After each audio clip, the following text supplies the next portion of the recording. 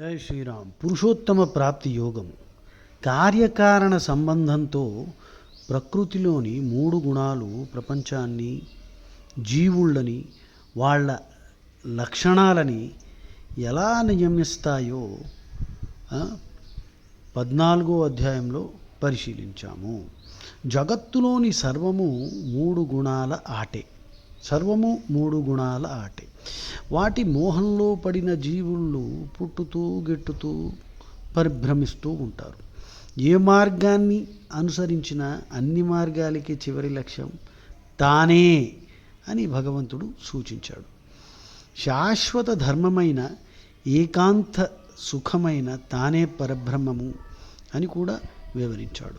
ప్రపంచాన్ని నిలబెట్టేది శాశ్వతమైన ధర్మం, జీవుళ్ళని నిలబెట్టేది కూడా శాశ్వత ధర్మమే.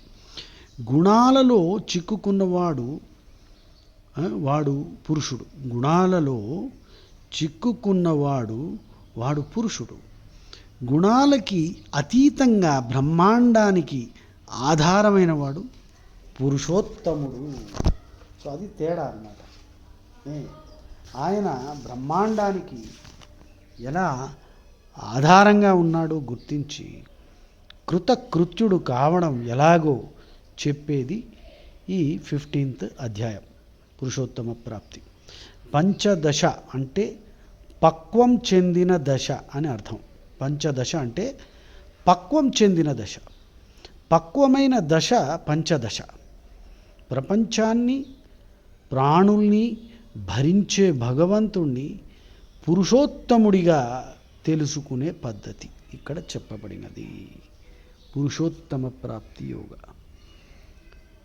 పంచదశ అంటే పక్వము చెందిన దశ, పక్వమైన దశ పంచదశ.